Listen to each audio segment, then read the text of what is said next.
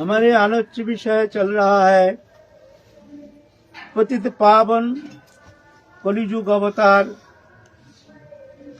पूर्ण ब्रह्म सनातन अखिल रसामृत सिंधु श्री कृष्ण चैतन्य महाप्रभु के जीवन चरित्र संबंध में किंचित दिग्दर्शन करने का प्रयास कर रहे हैं।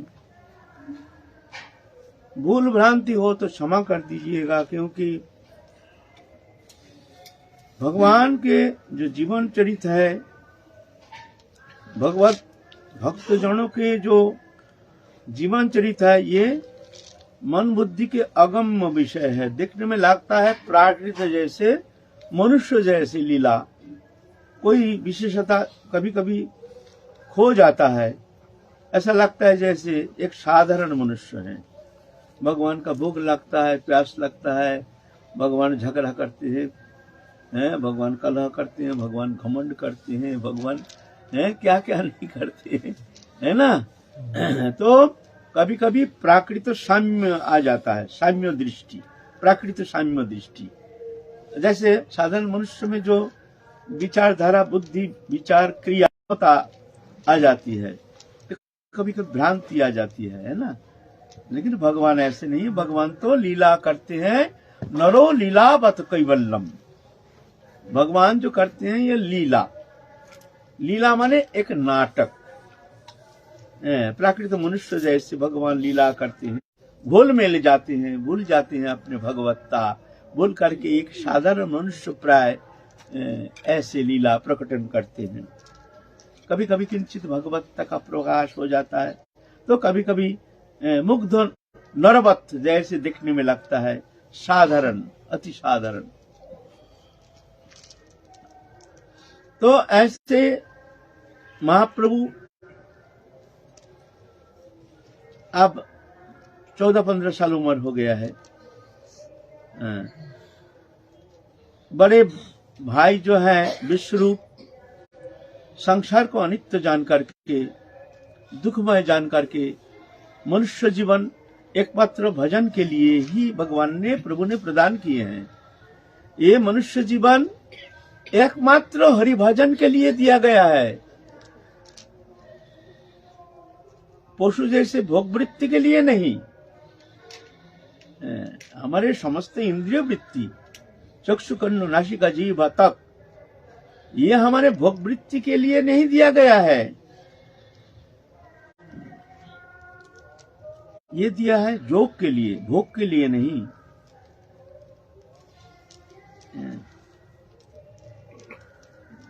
निधेय माध्यम सुलभं सुदुर्लभं प्लवकं प्लवं सुकल्पं गुरुकर्णधारं मयानुकूलेन नमस्यतरितं पुमान् भवब्दिग्न तरित्स्वात्मः। ये नरतनु है एक प्लव माने नाव जैसे, समुद्र में जैसे पार करने के लिए नाव की जरूरत होती है, ऐसा ही भवसागर पार करने के लिए मानव शरीर रूप एक नरतनु ये है नाव जैसी, एक नाव।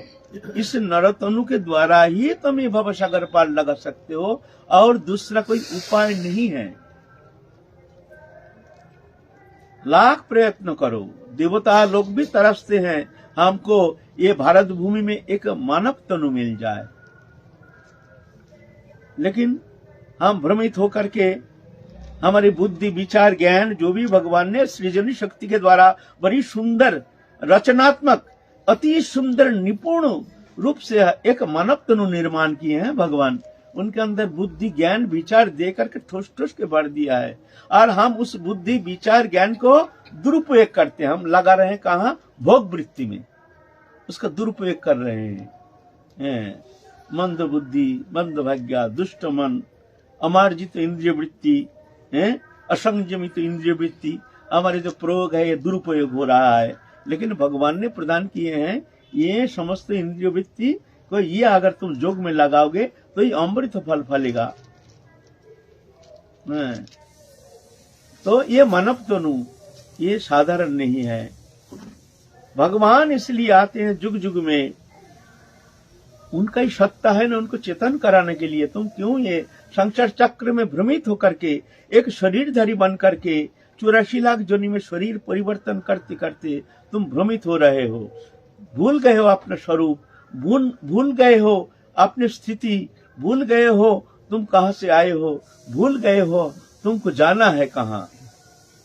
तो भगवान आते हैं चेतन कराने के लिए, उनका ही सत्ता है। भगवान चाहते हैं सब जीव हमारे पास आ जाए, दुखमय सागर में भ्रमित हो रहा है तो भगवान कृपा परवश होकर के उनके चेतन सत्ता को जगाने के लिए अमृतलोक के संदेश लेकर के आते हैं, और अपने पार्षद जो है सब धारक वाहक होकर के अमृत लोक करके संदेश लेकर के वो संदेश सबके भीतर प्रवेश कराने के लिए वो लोग लीला विनोद करते हैं, तत्सहित आनंद लीला वर्धन करते हैं। महाप्रभु ऐसे बाल लीला कर रहे हैं। उनके बड़े भाई संसार को अनित्य जान करके विद्या क्या है, सा विद्या तन्मति रिया। हमारी जो धर्मशास्त्र विद्या किसको कहते हैं? विद्या माने हम लोग जो स्कूल कॉलेज में जो पढ़ते हैं ना, जो भी विद्या है हम इसको विद्या नहीं कहते, इसको कहते अविद्या। अविद्या क्यों ना, ये विद्या जो है ये आत्मा को भ्रमित करके, मोहित करके, अध्यात्म बुद्धि को दृढ़ करके उसको संसार चक्र में ले जाता है। उसका जो चेतना शक्ति वो लुप्त हो जाता है, ढक जाता है। ये भौतिक विद्या। लेकिन विद्या माने आत्मविद्या। वो विद्या क्या है? सा विद्या तन्मति रिजया। जिस विद्या भगवत चरण में मोती उत्पन्न होती है वो है विद्या, और सब अविद्या वो है हमारे उपासना, आराधना। हमारे धर्मशास्त्र बताते हैं जो भगवत भजन ही मनुष्य जीवन का एकमात्र सार है। सा विद्या तन्मति रिजया तत्कर्म हरितोषं। और कर्म क्या है? हरितोषं, जिसमें भगवान प्रसन्न होते हैं वो है विद्या। और हरितोषं माने जिसमें भगवान प्रसन्न होते हैं, उनके प्रसन्नता के लिए जो कर्म किया जाता है वो कर्म है कर्म। बाकी कर्म है अकर्म, बंधन का कारण। वो कर्म संसार चक्र में फंस करके बंधन का कारण बन के जीव को संसार चक्र में। सा विद्या तन्मति रिजया तत्कर्म हरितोषं। भगवत प्रसन्नता के लिए कर्म होनी चाहिए। अभी युग प्रभाव, काल प्रभाव, पाश्चात्य शिक्षा के होड़ चल गया है।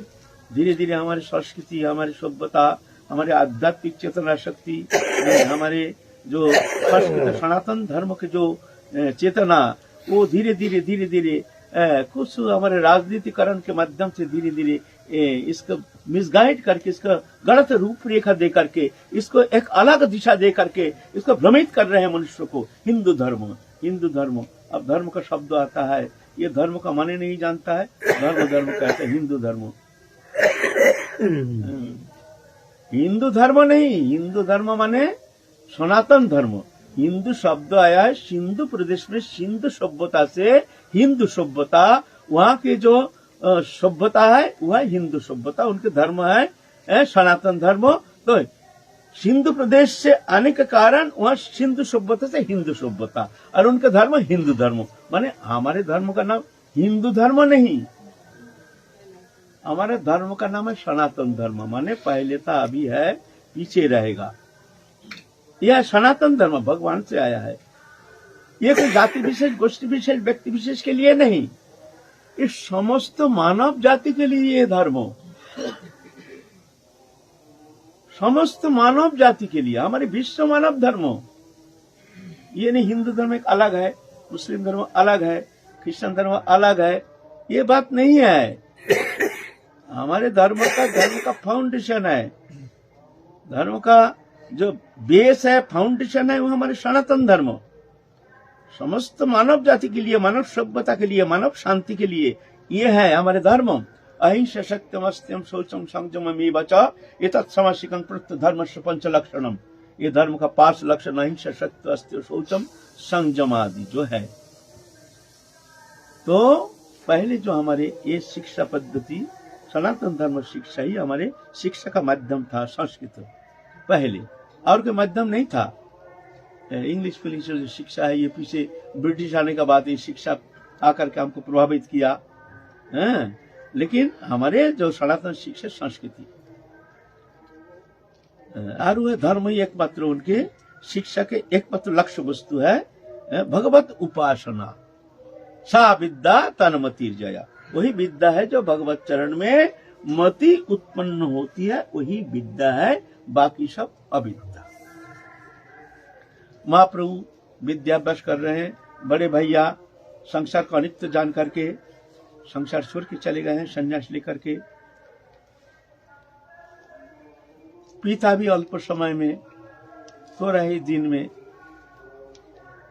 नित्य लोग पधार गए। सिर्फ माँ है और निमाई है। माँ के तो एकमात्र जीवन आधार निमाई। निमाई को देखे बिना माँ एक पलक रह नहीं सकती है। एक मिनट अगर घर में आने में देरी हो गई तो बस सोची माता के जैसे मान लो सब शून्य हो गया, निकल जाती है रास्ते में, निमाई निमाई। तुम देखो हमारी निमाई अभी तक घर क्यों नहीं आया। वही मन में धुक धुकी, शायद हमारे बच्चा, एक तो बच्चा वो तो चले गए सन्यास लेकर के, पिता भी चले गए, अब ये एकमात्र निमाई है हमारे नीलमणि, हमारे जीवनाधार। निमाई बिना एक पलक भी माता रह नहीं सकती है। इसी तरह से सोची माता एक निमाई को देख करके उनके मुख चंद्रिमा दर्शन करके ही एकमात्र शांति के स्रोत जो है, एकमात्र निमाई के मुखार बिंदु जो है, यही सोची माता के जीवन आधार है। अध्ययन कर रहे हैं, अध्ययन करते करते आप बहुत अच्छी स्थिति में आ गए हैं और ऐसी विद्वत्ता अल्प समय में ही मान लो समस्त व्याकरण जो है ये पूरा कंठस्थ कर लिया, कला व्याकरण आदि सब कंठस्थ कर लिया। आप प्राइमरी छोड़ करके आगे बढ़ेंगे, न्याय पढ़ने के लिए चले गए हैं। गंगादास पंडित नाम के वहाँ प्रवीण पंडित थे, उनके विद्यालय में बहुत सारे बड़े बड़े शास्त्र सब अध्ययन करने के लिए आते थे। योग दर्शन, न्याय, फिर काव्य अलंकार, ये सब हमारे अध्ययन के विषय वस्तु था। अभी तो ये है ही नहीं, अभी तो बदल गया शिक्षा पद्धति, अभी तो सब पूरा कोर्स ही बदल गया। ऐसी बुद्धि भी इस तरह से बदलती जा रही है, विद्या भी इस तरह से जा करके भ्रमित करके मनुष्य को एक भोग विलास में उस विद्वत्ता का प्रयोग हो रहा है। बड़े विद्वान है तो विद्वत्ता लगा रहे हैं अपने भोग वृत्ति में, किस तरह से पैसा कमाया जाए, किस तरह से धंधा किया जाए, किस तरह से चीटिंग किया जाए, ये सब नाना प्रकार उपाय। वो विद्वत्ता, बड़े बड़े विद्वान करोड़ों रुपया घोटाला कर देता है, कोई जान नहीं पाता। विद्वत्ता ही कारण है, उनकी विद्वत्ता इस तरह से बड़ी चतुराई के साथ घोटाला कर देते हैं, करोड़ों रुपया, कोई जान नहीं पाता है। समाज जीवन में प्रतिष्ठा है, मान प्रतिष्ठा है, ये विद्वत्ता ही कारण है। ये विद्वत्ता जब ये धर्म जब बहिर्भूत हो जाता है तब जाके ये विद्वत्ता हानिकारक हो जाता है। लेकिन हमारी जो सनातन धर्म, सनातन पद्धति ऐसे नहीं। ये शिक्षा के एकमात्र चरित्र गठन के, अपने नैतिक शिक्षा के लिए ये मूल आधार संस्कृति हमारे। तो वहाँ धीरे धीरे अब निमाई पंडित न्याय अध्ययन करने के लिए गए हैं। अब वहां पर अध्ययन करते हैं मुरारी गुप्त। मुरारी गुप्त वह वृद्ध हैं, माने निमाई पंडित से उम्र से बहुत बड़े हैं, विद्वान भी है, न्याय अलंकार योग दर्शन आदि सब उसमें निपुण हो गए हैं, प्रवीण भी हैं। और निमाई पंडित है अल्प उम्र, लेकिन अल्प उम्र में उनकी जो विद्वत्ता है वो असाधारण। वो तो सबको चैलेंज देते हैं। बड़े बड़े वहां के जो बड़े बड़े भट्टाचार्य कहते हैं, भट्टाचार्य माने पंडित होकर के भट्टाचार्य उपाधि लेते थे। उपाधि माने वो बड़े पंडित हैं, तो उनको भट्टाचार्य पदवी दी जाती थी। तो निमाई पंडित टंकार मारते थे। हाँ, बड़े बड़े भट्टाचार्य बनते हैं, बड़े बड़े विद्वान बनते हैं। हमारे साथ एक बार तर्क करके कक्षा करके देखे ना, हमको अगर हरा करके जीत जाए तब जानेंगे जो हाँ भट्टाचार्य है, बड़े पंडित है। टंकार मारते थे, बड़े घमंडी थे निमाई पंडित, बड़े घमंडी। अरे है तो भगवान, बड़े घमंडी थे, बड़े टंकार मारते थे। है उम्र में 15-16 साल, लेकिन बड़े बड़े भट्टाचार्य पदवी लेकर के जो बड़े अध्यापक बन गए हैं उनको चैलेंज देते थे। और कभी कभी कोई चैलेंज अगर स्वीकार कर लिया, मान लो उनको पानी पिला देंगे, पानी पीना ही पड़ेगा, आखिर में हार स्वीकार करके जाना पड़ेगा। ऐसे शब्द बाण, ऐसे ऐसे कहां से कैसे शब्द लेकर के उनको फाकी कहते हैं। ग्रामर में, ग्रामर माने वही व्याकरण में ऐसे फाकी है, उसका बहुत सारे पद्धति है। ये फाकी लेकर के ऐसे प्रश्न करेंगे जो वो मुंह बंद हो जाते थे। इसीलिए निमाई पंडित रास्ते में विद्यालय में टंकार देते थे। बड़े बड़े पंडित जब बगल से जाते थे, बड़े पंडित, हाँ ऐसे पंडित जो हमारे साथ कक्षा कर नहीं सकता है, हमारे साथ हमारे पास बैठने में जो शर्म करता है, वो क्या पंडित है। एक बार हमसे हमारे पास बैठे, हमसे तर्क करें, हमसे जीत ले, हमसे जीत जाता अब तो जानेंगे ना पंडित।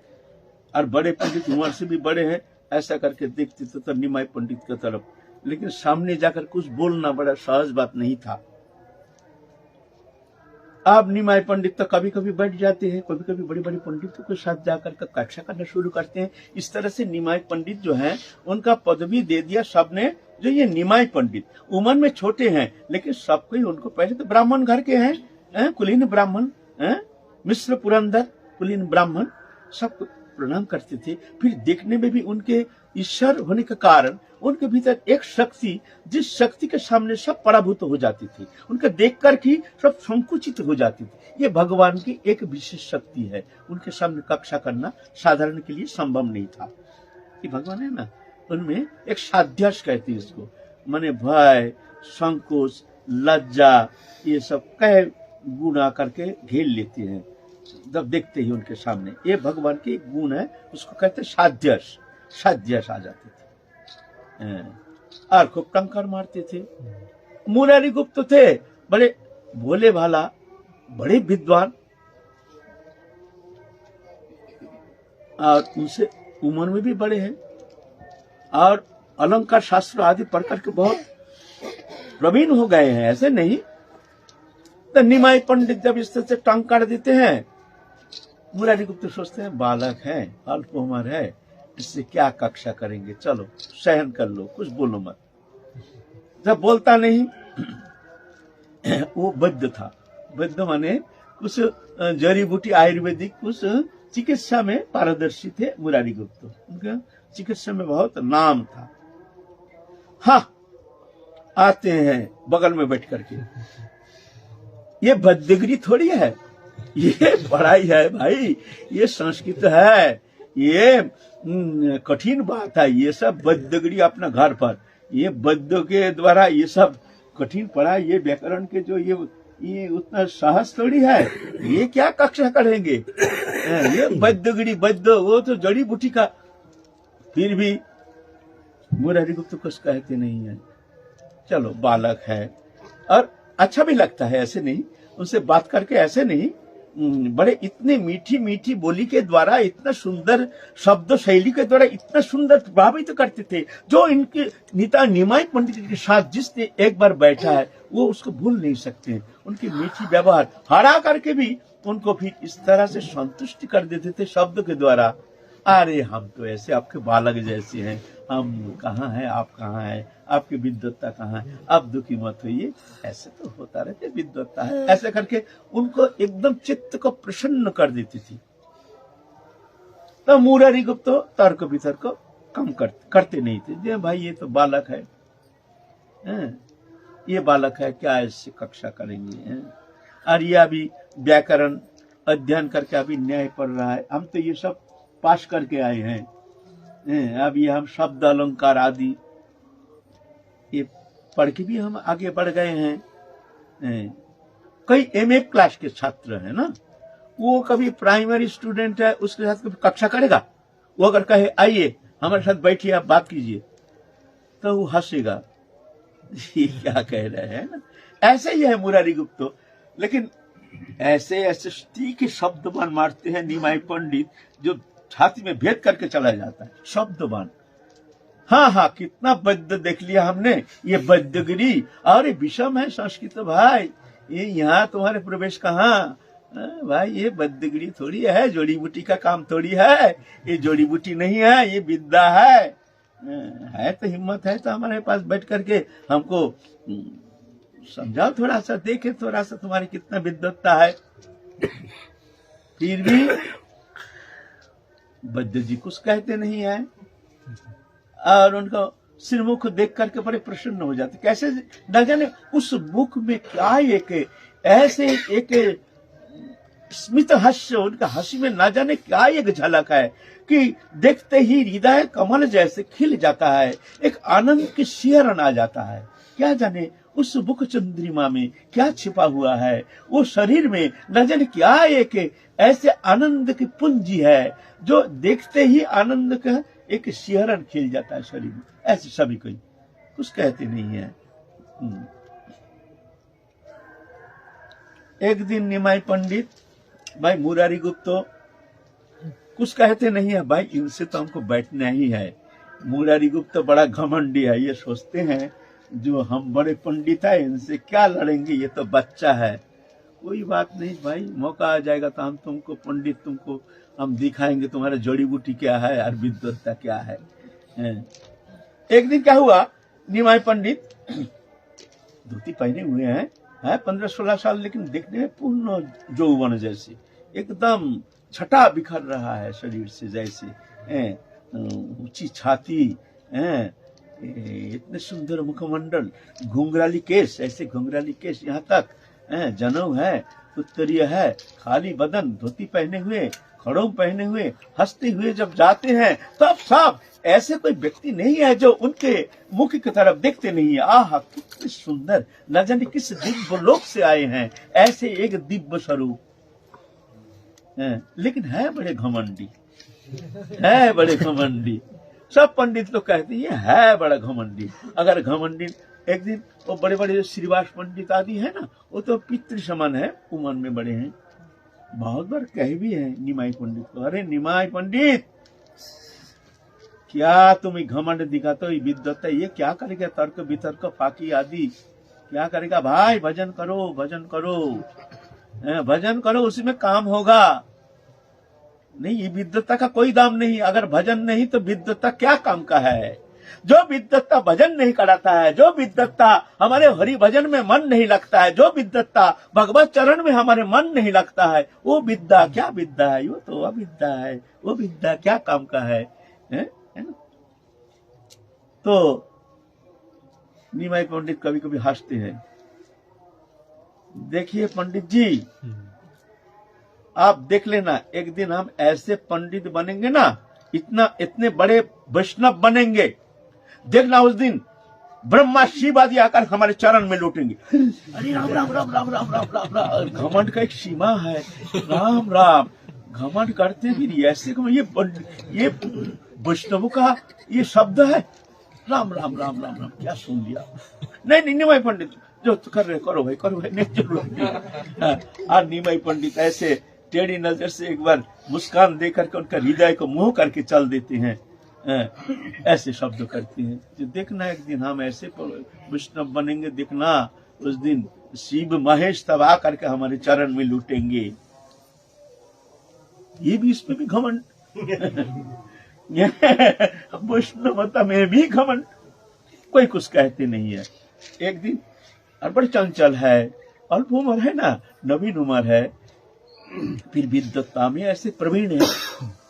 एक दिन रास्ते में जा रहे हैं और मुरारी गुप्त तो दूर से आ रहे हैं। आप निमाई पंडित सोचा आज हम हाथ पकड़ के रख देंगे, हमसे ये कभी तर्क करता ही नहीं है, इसको हम तर्क करा के छोड़ेंगे। आज तुम कहाँ जाओगे?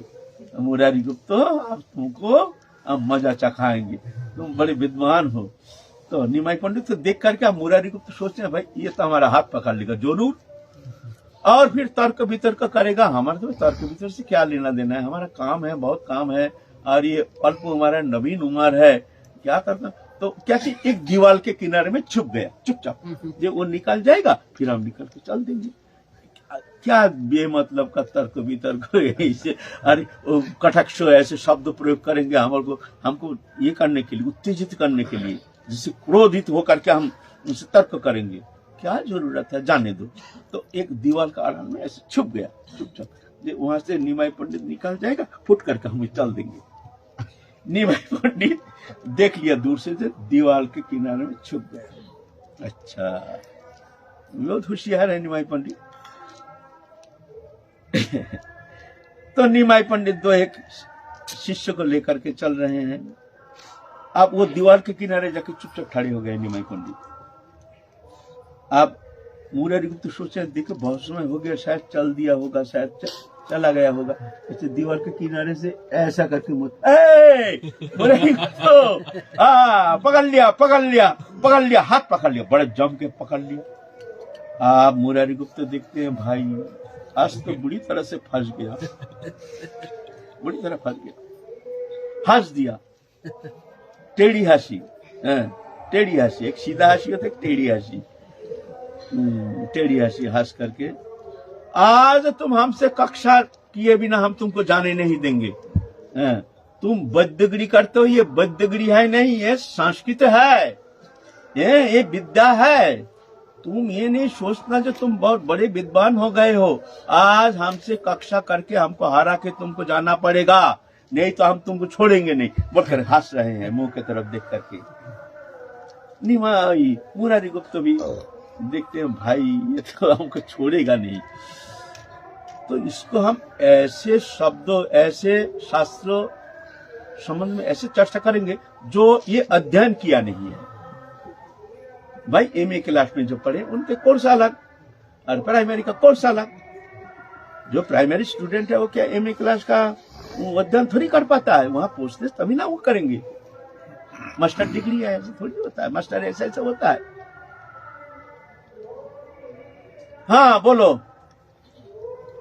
कौन सा शास्त्र लेकर तुमसे तर्क करेंगे, बैठो।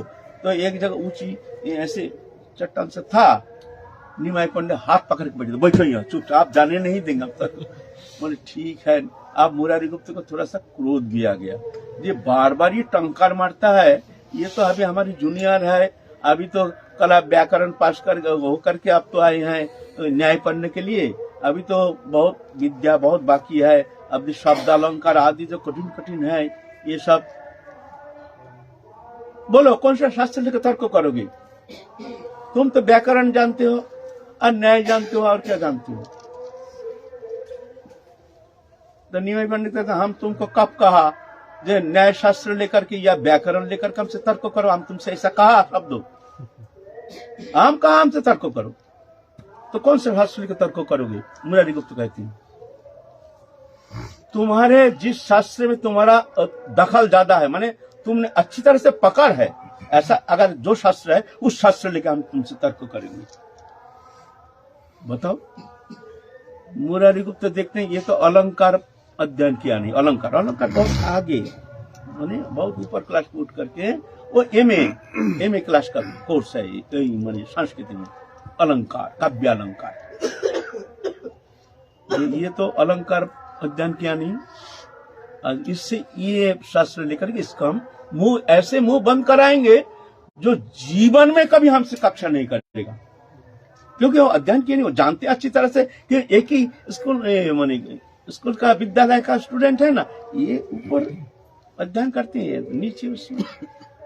बोलो तुम्हारा मन जो चाहे वही शास्त्र संबंध में अध्ययन तर्क करेंगे, जिसमें हाँ ये याद रखना, जिस शास्त्र में तुम्हारा ज्यादा दखल है, ज्यादा पकड़ है, उस शास्त्र से तर्क करना हमसे। निमाई पंडित कहते हैं, अच्छा आज तुमसे हम काव्य अलंकार लेकर के तर्क करेंगे।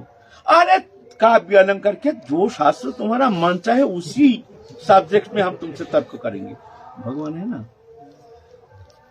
आप मुरारीगुप्त ऐसे कठिन कठिन काव्य अलंकार का प्रश्न कर रहे हैं, और निमाई को टुकड़ा टुकड़ा करके उसको ये करके दिखा करके अपना पक्ष स्थापना करते हैं, देखो यह है, ऐसे है। फिर मुरारी गुप्त वो काव्य अलंकार जो बहुत आगे पढ़े हैं, वो भी इस तरह से स्थापना करते हैं। निमाई पंडित उसको खंडन करके अपना पक्ष स्थापन करते हैं। आप पसीना छूट गया मुरारी गुप्त का, अरे ये काव्य अलंकार कभी पढ़ा नहीं, किताब भी देखा नहीं, अरे काव्य अलंकार संबंध में इसका इतने ज्ञान, ये बड़े बड़े विद्वान, बड़े बड़े भट्टाचार्य का भी इतना अनुप्रवेश संभव नहीं है। ये कौन है? ये मनुष्य में तो ऐसे संभव है नहीं जो पढ़े नहीं है जिस सब्जेक्ट में। आप तर्क करते करते मुरारी गुप्त आप एकदम हरा नहीं है, लेकिन उनको हरा नहीं पाया निमाई पंडित को। मुंह की तरफ दिख रहा है, कौन है ये? साधारण मनुष्य तो, साधारण मनुष्य में इतने विद्वत्ता ये होना तो संभव नहीं है। है कौन? देखने में भी एक अद्भुत अद्भुत, उनके चेहरा देखने से लगता है अचिंत, तो एक अलौकिक लोक से आए हैं जैसे, ऐसे एक पुरुष, आकर्ण नेत्रों, मुक्तादाम जैसे दंत पक्ति, होंठ जैसे बिंबाधर जैसे ओष्ठ, चेहरा अति सुंदर, उज्जवल चंद्रकांति जैसे मुखार बिंदु, घुंघराली केश, एकदम ऐसे दिव्य मूर्ति देख करके सोच रहे है कौन? तो निमाई पंडित क्या किए है? अस्ते करके उनके छाती में हाथ धर दिया। निमाई पंडित धरते ही माने मान लो एक अतीन्द्रिय अचिंतो दिव्य जगत के एक आनंद की छटा जाके अणु परमाणु में प्रवाहित हो करके जैसे एक दिव्य आनंद सिंधु में जैसे डुबो दिया।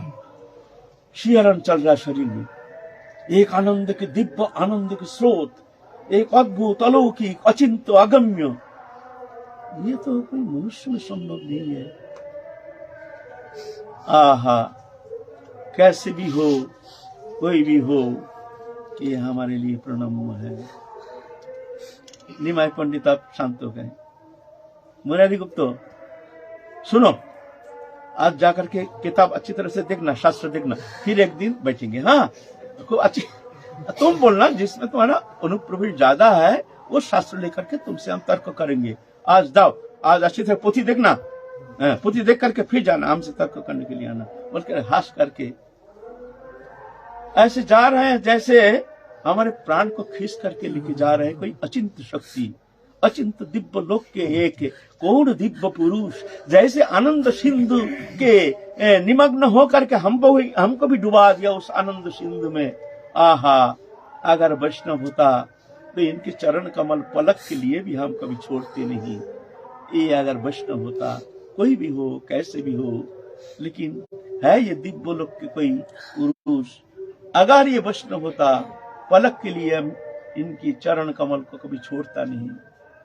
देखते रह गया। निमाई पंडित हंसते हंसते जा रहे हैं, हाथ को हिलाते हिलाते, हंसते हंसते, अद्भुत मुख चंद्रिमा, उनके स्मित हास्य देख करके जैसे हृदय कमल जैसे खिल जाता है। कौन है ये पुरुष? तो देखते रह गए मुरारी गुप्त।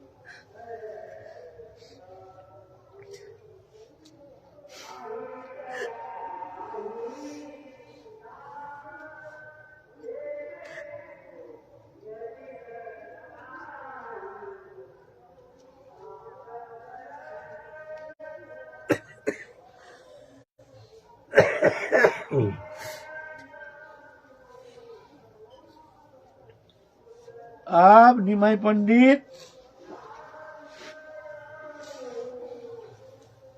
एक दुर्गा मंडप था, मंडप बने जहां पर दुर्गा पूजा होती है ना, मंगल में दुर्गा पूजा अधिक होती है, इधर तो होता नहीं है, इधर ऐसा कम है। वो मंडप में बैठ करके विद्याभ्यास करते हैं और बहुत छात्र भी है, बहुत सारे उनका फॉलोअर है, उनके सानिध्य में आकर के वो भी क्लास करते हैं। माने विद्यालय नहीं, वह है प्राइवेट कोचिंग सेंटर जैसे है ना, यहाँ कोचिंग सेंटर है ऐसा ही। कभी कभी निमाई पंडित वहां बैठ करके बहुत शास्त्रों को कोचिंग देते हैं, सिखाते हैं, विद्या अध्ययन कराते हैं। स्कूल है नहीं, वही मंडप में वहां बैठ करके वो ऐसे विद्या चर्चा करते हैं, शिक्षा देते हैं। ऐसे इनकम भी तो है नहीं, घर में तो कोई कमाई तो है नहीं। इस तरह से 2-4 पैसा जो भी आकर के देते हैं वेद पढ़ने में, ऐसा मांगते नहीं है। फिर उसमें से उनका गुजारा भी हो जाता है। घर में जो दरिद्री है, वो दरिद्र भी आप भगवत कृपा से आप दारिद्र भी है नहीं, सब भेंट प्रणामी आकर के देते हैं। निमाई पंडित के यहाँ जब जाते हैं, सब छात्र हैं ये सब भेंट प्रणामी लेके जाते हैं। और जो लक्ष्मीपति जहाँ विराजमान है वहाँ लक्ष्मी की कहीं कमी हो सकती है? ये होती नहीं है ना। पहले बचपन में तो जब खाने का कुछ नहीं, पैसा नहीं, कौड़ी नहीं, चावल नहीं, दाल नहीं, निमाई पंडित कहाँ से सोना लेकर के देते थे, मैया ये सोना तो लेकर के तुम खर्चा चला लेना। जब भी कमी आ जाती है तभी जाके सोना कहाँ से ले आते हैं निमाई पंडित। सोची माता सोचती थी कि भाई ये कहाँ से लाता है, कहीं के चोरी वोरी करता नहीं तो कहाँ से सोना कहाँ से आ जाता है। बड़ी चिंता में पड़ गई थी सोची माता। रोज रोज सोना कहाँ, रास्ते में थोड़ी मिलता है। 10 जगह पूछ करके फिर जाके सोना को बेचते थे, देते थे। लेकिन अब ऐसा नहीं, आप तो निमाई पंडित बहुत सारे शास्त्र, बहुत सारे छात्र हैं, वो सब वेद प्रणामी टनामी देते हैं। और बहुत सारे लोग भी बड़े यौतुक लेकर के जाते हैं निमाई पंडित के घर, वहां जाके उनके सेवा के लिए देते हैं। आप बढ़िया तरह से निमाई पंडित आप अध्ययन अध्यापना दोनों ही कर रहे हैं, बड़े सुंदर। चले आगे हम लोग चलेंगे। निमाई पंडित आप क्या करते हैं, क्या लीला प्रकटन करते हैं, हम लोग धीरे धीरे आगे चलेंगे। महाप्रभु के अद्भुत दिव्य आनंदमय चिन्मय लीला, उस लीला रस में हम लोग डूब करके कुछ आस्वादन करने का प्रयत्न करेंगे। आज की कथा ही विश्राम। जय जय श्री राधे।